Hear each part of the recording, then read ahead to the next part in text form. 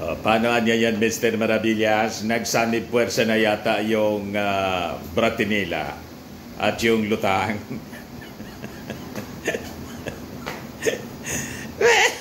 Pumunta pala dito po sa amin si Inday, mga kababayan. Dumaan dito sa Bicol International Airport sa Albay.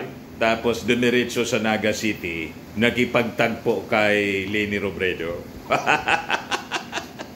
Di ano niya, Mr. Maravillas, ang basa mo? Para niya, Mr. Maravillas, desperado na si Inday. Kasi gusto nang makipag-alyado sa kalaban. Sabi ko po sa inyo, sa politika, walang permanenteng kaibigan, walang permanenteng kaaway. Di ba yun ang old saying po? In politics, there is no permanent friends and permanent enemies. Only permanent interest. Yung dating kaibigan, inaaway. Naging kaaway yung kaibigan. Tapos yung kaaway, kaibigan na.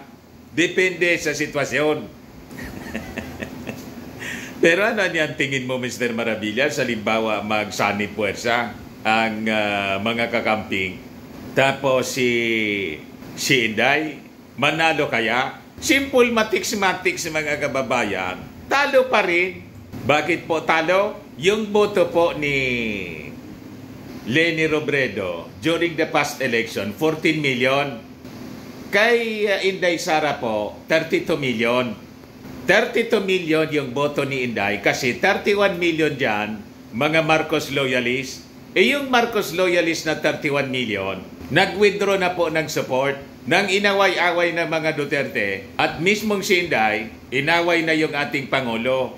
So, sa pag-withdraw ng 31 million na Marcos loyalist, kaya 31 million yung boto ng ating Pangulo at 32 million yung boto ni Inday. So, ang matitira sa kanya, more or less 1 million.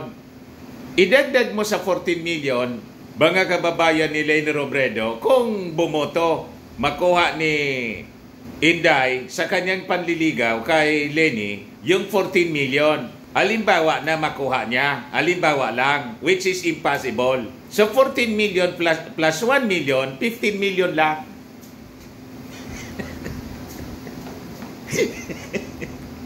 Hindi pa mga lahati, mga kababayan, ang magiging boto ni Inday sa 2028 pag siya tumakbo. Halimbawa, siyempre, 2028 may mga bagong registered voters. Dagdagan pa natin ng 5 million or 10 million, 25 million pa lang. Alangan man yung mga bagong magre-rehistrong botante po. Lahat yun, boboto kay Inday.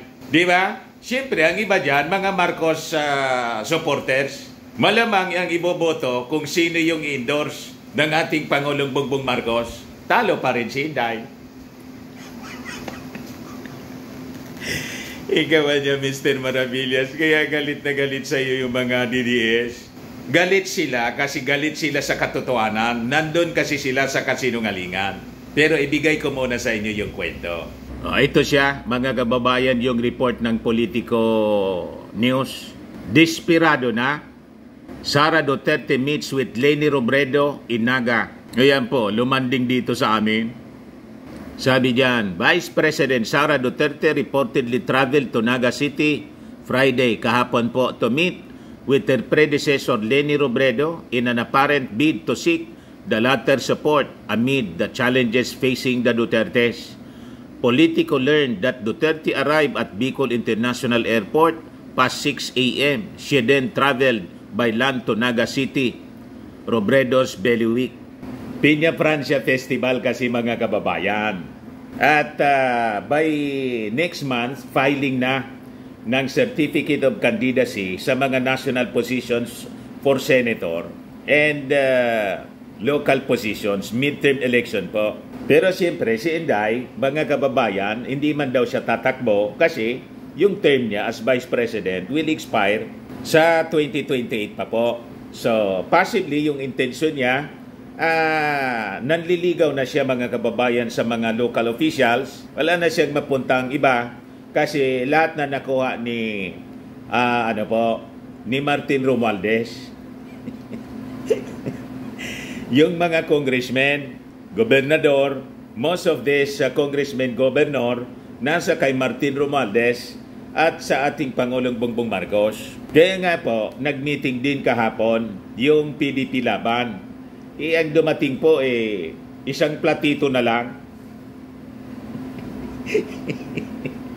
Ayan mga newly elected officials ng PDP, newly elected officers of Partido Demokratiko Pilipino, PDP. Sino-sino anya yan, Mr. Marabilia? Senator Robin Padilla, President. Davao City Mayor Sebastian Duterte, Executive Vice President. Philip Salvador, Vice President for Luzon. Vivian Velez, NCR. Cebu City Mayor Michael Rama, Visayas. Senator Ronaldo de la Rosa, Mindanao. Attorney Raul Lambino, Vice President for International Relations. So, isang platito na lang po sila. Ayan po, nagsisiksikan sila sa maliit na conference room. Si Trixie Angeles, the fallen angel. Ayan po sila, mga kababayan. Isang platito na lang. Kaya siguro, pumunta dito si Inday Sara para humanap ng mga possible alliances. Sabi ni Inday, hindi niya ugali na humingi ng tulong. Makita niya, Mr. Maravillas, of all people, si Leni Robredo yung pinili. Galit kasi si Leni kay President Bongbong Marcos. Yung slogan nila, never again. Never again to Marcos. Ganun na rin yung sabi ni Inday during the yung interview sa kanya. During an interview after na mag-attend siya nung congressional investigation sa maling paggamit ng kanyang budget. Yung just recently na ginawa sa Congress na after magpalabas ng statement si Inday, umalis siya. Ayaw magsumpa. Na magsabi ng totoo at pawang katotohanan lamang. In-interview siya, di ba? Kung is it possible na mag-team up pa rin kayo with Marcos? Never again anya. So parehas na sila. Parehas na sila ni Leni at yung mga kakampings, mga dilawan po. Kasi sabi ko sa inyo, ang mga Duterte po, hybrid.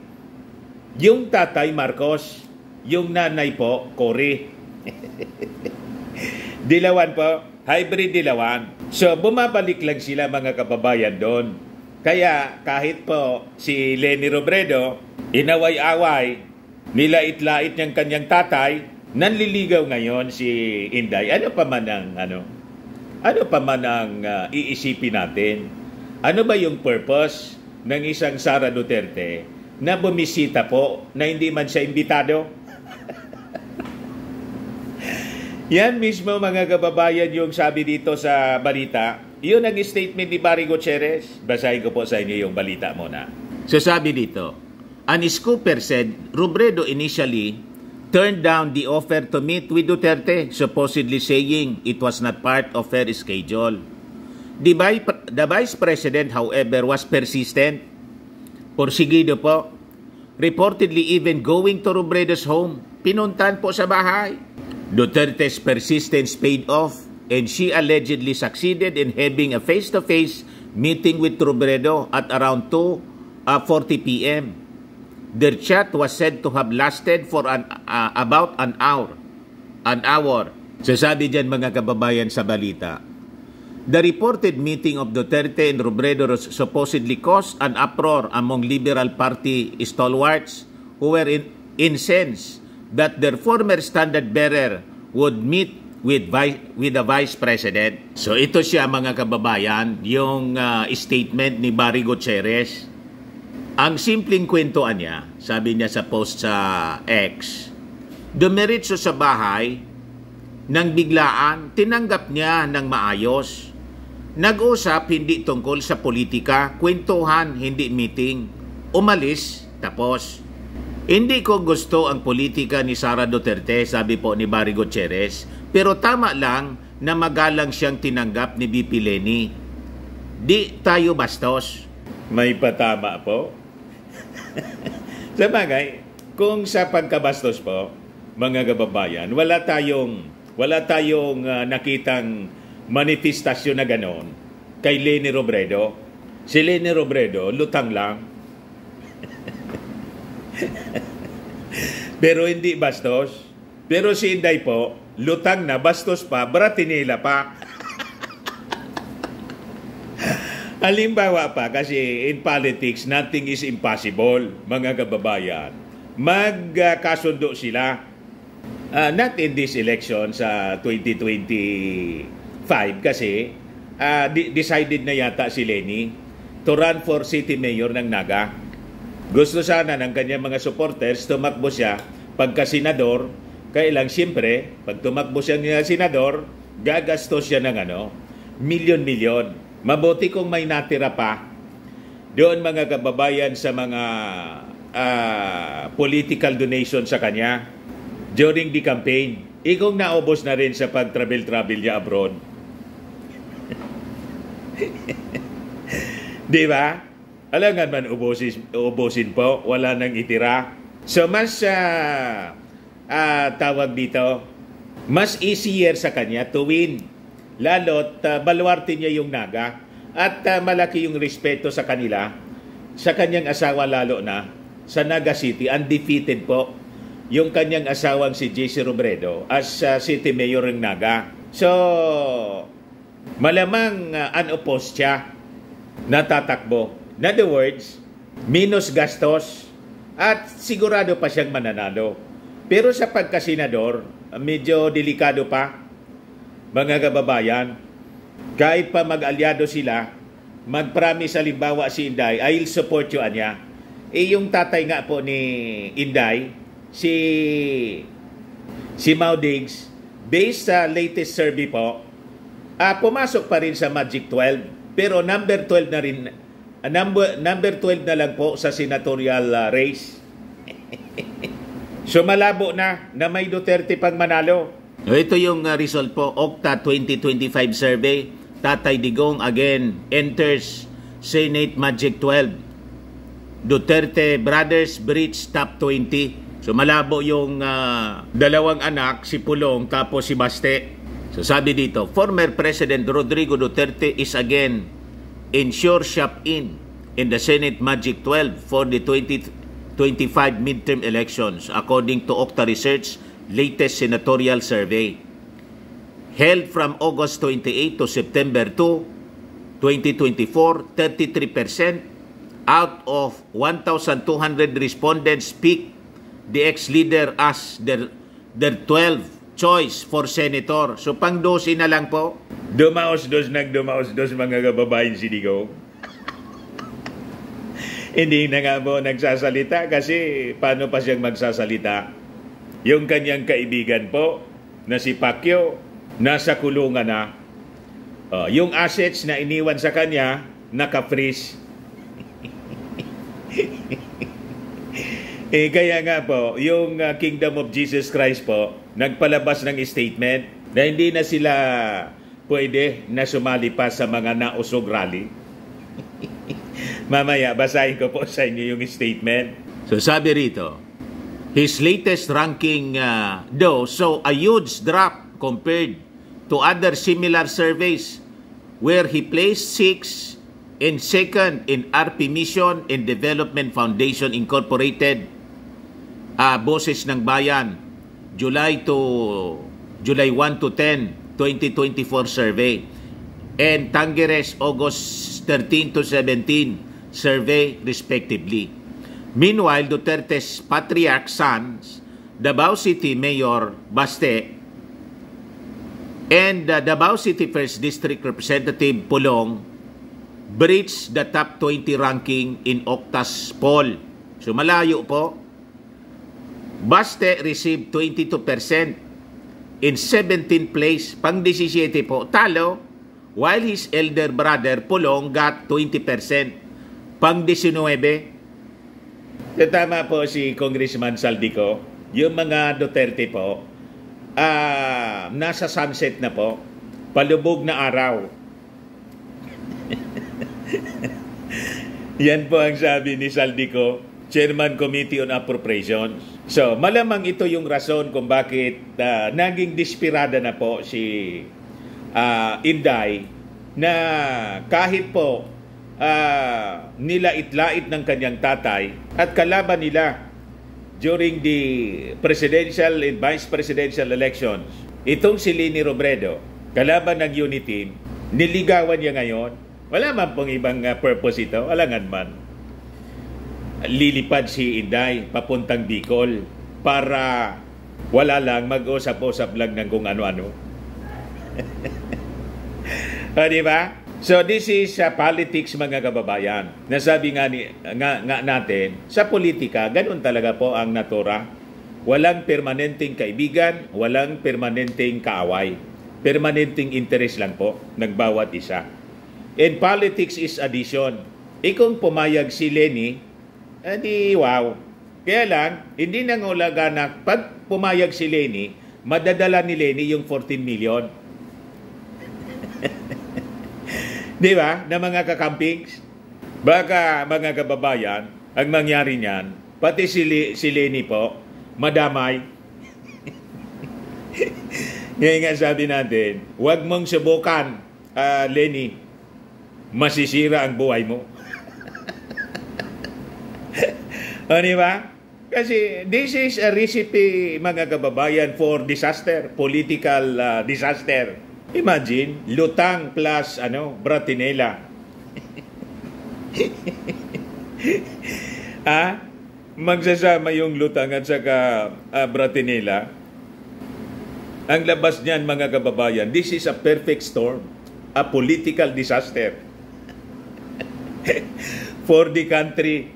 Ikaw talaga niya, Mr. Marabilla. You can just imagine na isang leader po na ang ginagastos ng budget galing sa taxes ng mga tao, tapos ayaw niyang matanong, galit siya pag tinatanong. Ang treatment niya sa pera ng bayan, pera niya, sino magugusto niyan? Di ba? Kaya turn off po yung ating mga mamamayang Pilipino. At malamang sa malamang, pag si Leni Robredo mag-decide na makipag-team up kay Inday Sara, masisira yung buhay niya. Hindi na siya makaulit sa national position po. Local, pwede. Sa national position, halimbawa, mayor muna si Leni. Tapos, plano niya, pag 2028, mag-team up kay Inday. President Inday Sara, Vice President Leni Robredo. Di ba? Baga pareha sila matalo, mga kababayan. Pag ganyan. Simple mathematics nga po. 14 million yung boto ni Leni na hindi man niya po madadala as votes for Inday. At si Inday, ang natira po, more or less 1 million. Kasi yung 31 million na boto ni Inday, Marcos loyalist, nag-withdraw na po ng support. Talo pa rin. Di ba ba? Ito yung statement. May ready statement po si Inday. Statement on the Vice President's Bicol trip. Ayan pa. Vice President Sara C. Duterte is excited to experience his first ever Piña Francia fiesta. She was invited by a Bicolano friend to attend the centennial anniversary mass of the canonical coronation of Our Lady of Piña Francia on September 20, kahapon po. The same friend also arranged a casual meeting with former Vice President Leni Robredo. During her stay, Naga Vice President Duterte visited several prominent Bicol personalities and held mass with ordinary Bicolanos. She neither looked desperate nor distressed. Thank you. Hindi daw distressed, hindi rin desperado. What? Di ano niya, Mr. Maravillas, ang masasabi mo dyan sa statement na prepared statement. Sabi ko sa inyo, pag ang isang tao ay hindi man tinatanong pero may may sinasabi na agad. Defense mechanism yung tawag niyan. This is a denial na siya neither desperate or distressed. Ang ibig sabihin niyan, mga kababayan, ay siya po desperate and distressed. Bakit mo naman anya, Mr. Maravillas, na sabing ganon? Yan po yung nabasa natin. Yan po yung paliwanag ng isang behavioral scientist, si Sigmund Freud. Familiar sa inyo si Sigmund Freud, yung ang tawag dito, Austrian neurologist and behavioral scientist. Ang mga ganyan niya, isa yan sa pitong uri ng defense mechanism, denial. Nag-deny agad, hindi ka man tinatanong, nag-deny ka. Defensive siya. Ayan sabi ni Inday. Sabi sa statement ng Office of the Vice President, she is neither desperate nor distressed. Yan mismo ang ibig sabihin niyan, mga kababayan. Siya ay desperate in distress. Kaya siya nag-deny.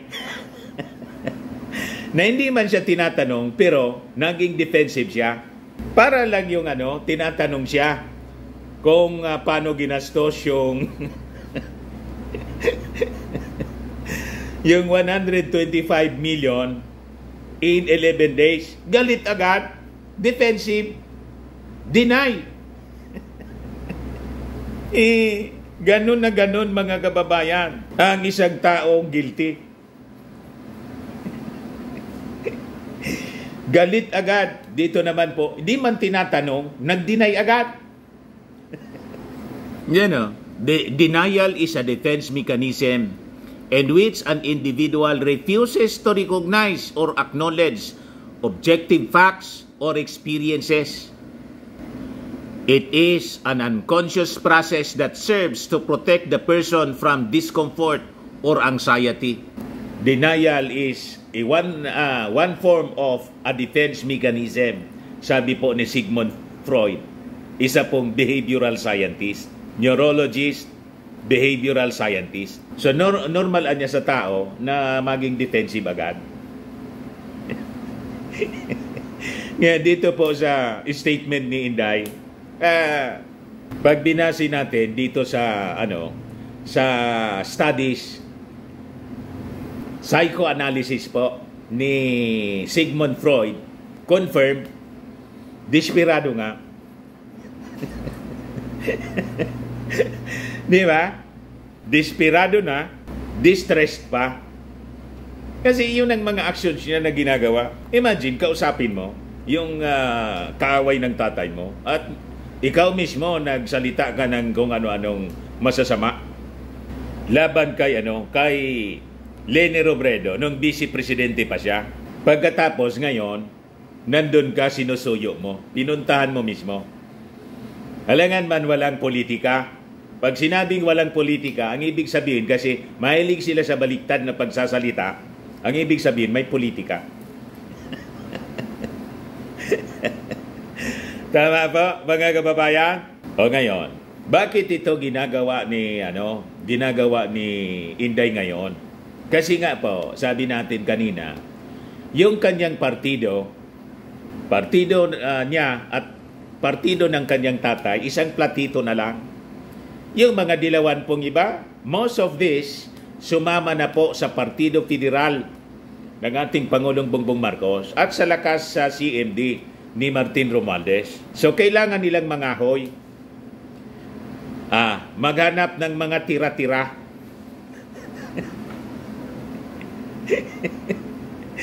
Di ba? For their political survival. Yan kung makakahoy pa sila.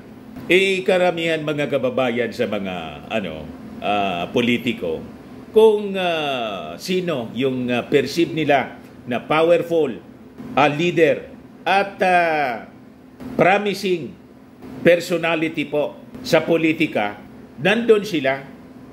That is normal. Sabi dito sa amin, umiba sa manggagana. sumama sa mananalo. Sumama na sa mananalo, umiba sa manggagana. Ba't ka kasi sasama sa matatalo? Tama ba? Pati yung mga kasama nila sa religious group, yung kingdom po, ayaw nang sumama sa nausog. Ito, basahin ko po sa inyo. Ayan, Notice of Kingdom of Jesus Christ, non-participation in Maisog rallies. Sabi diyan, due to the many constraints, the Kingdom of Jesus Christ is no longer able to participate in any Maisog rallies. Kingdom of Jesus Christ Ministries work in evangelism, which was neglected for a while, is now KOGC's topmost priority in concern. Thank you for your kind understanding. May the Almighty Father bless us all. For KOGC, Marlon Acobo, Executive Minister. Wala na po. Kasi, paano? Anong rason? Bakit pa sila sasama sa Maisog Rally na yung leader nila po nakakulong na? At malamang lifetime, mga kababayan, yung pagkakulong. At yung assets ng kingdom, mga kababayan, assets ni Kibuloy na freeze. Kaya nga po hindi na umiimik si Digong. Nakita ninyo ang source ng desperation ni Inday? Kaya pati si Leni Robredo pinuntahan na. Abandon ship na lahat. At nakita naman ninyo yung pagtitipon po ng PDP laban. Isang platito na lang. Malamang yung mga members ng PDP laban na tatakbo po sa national position pagka-senador, lahat po matalo. Si Bato po nasa pang 15, 17 na lang sa mga surveys. And because of the involvement niya, mga kababayan, sa mga controversies, sa investigasyon ng Quadcom, malamang hindi lang si Bato yung matalo, pati si Bongo. Di ba pa? So kailangan ni Inday, mga kababayan, na mangahoy na mga possible political alliances sa kanyang future plan. Pero tulad ng sinabi ko, kahit pa kombinasyon ng boto ni Inday, natitirang boto na more or less 1 million na lang, at yung boto, full na boto, 14 million na boto po ni Leni Robredo, the past election po, talong-talo, hindi pa mga ngalahati. Ibig sabihin, mga kababayan, wala nang Duterteng mananalo. Bakit po? Ito'y lahat kagagawa nila. Nag-self-destruct yung mga Duterte po. Lalo na po si Inday. Self-destruction yung kanyang ginawa dahil po sa kanyang behavior. Di ba? Siraan mo ba naman ang siraan yung mga Marcos, mga Marcoses na siyang naging dahilan kung bakit kayo nanalo sa national position? Talagang matatalo ka. Baka nga madamay si Super Ate. Pero si Super Ate, matalino yan, mga kababayan. Baka sa mga susunod na araw, i-abandon na rin ni Super Ate si Inday. Ganun na, political survival. Nakita ninyo si Pacquiao? Inabandon na mga kababayan ni Super Ate. Pinapasoko na niya. Yun ang latest statement. Tingnan ninyo ngayon. Nang makulong na si Pacquiao, sino sa mga kaalyado niyang politiko, not even Bato in Bongo, bumisita ba, mga kababayan, sa kulungan ni Pacquiao?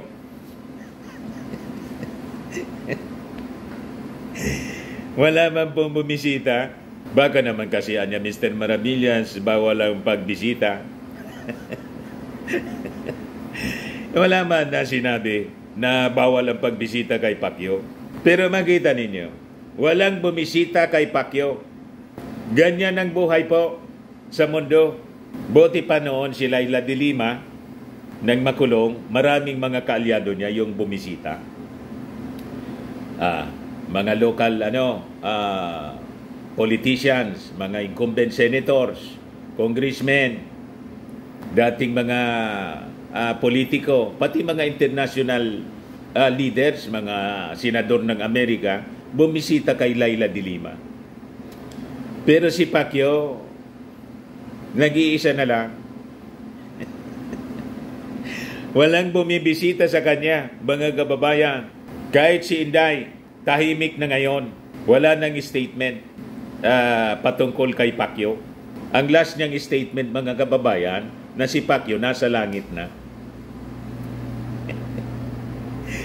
Di napatunayan po na mga sinungaling sila lahat. Kaya pati yung Kingdom of Jesus Christ, mga kababayan, hindi na makikisaw-saw sa nausok. Minalasan niya tayo, kakadikit sa mga Duterte. Sa mga naghanap ng malinis and spacious fitness gym, pumunta lang po kayo sa aming Colossal Fitness Gym. We also offer Grab Car Rental with our brand new 2023 model ng Toyota Innova. We also accept booking for those who are planning to travel via PAL, Cebu Pacific, and other airline companies, local and international, and bills payment for Meralco Bills, PLDT, Aleco Bills, etc. Ang Colossal Fitness Gym is located at 3rd floor Security Bank Building, Landco Business Park, Legazpi City, Albay. For inquiries, look for Chilon Maravillas. Contact number 0966-802-0949. Yan yung aming Innova. Lagi na pong matao sa amin. Pati mga foreigners po, tingnan ninyo. Mga British tourists sila. Ang lalaki ng katawan na, mga kababayan, nag-gym sa amin. Ito naman po, Indian National. Ito mga mga European sila. Ito naman yung bago naming product na binibenta online, iGlow Serum. Whitening po siya galing sa South Korea. Tingnan ninyo yung epekto sa aking anak na architect entrepreneur, Riz Maravillas. For inquiries, look for Riz Maravillas on FB. Ito naman po, Firmax Firming and Lifting Cream. Pinapahid po ito sa mga pulses and affected area. Mainam po ito sa mga pains at paninigas na mga kaso-kasuan. Ito po, Automax Radiant Serum. Sa mukha naman yung application. Anti-aging po siya. You will look 10 years younger than your age. Sa mga cancer patients naman po, baka lang gusto ninyo itong itry. Nengxia Red Mix Fruit Drink. Hindi man po siya gamot, food supplement siya. Kaya lang, gawa siya mga kababayan sa goji berry. Yung goji berry may anti-cancer properties. Yung mga inquiries ninyo, dumiritso na lang kayo sa aming messenger sa Facebook para masagot namin agad. Ayos po. Ako po si Dante Maravillas. Bye-bye. God bless.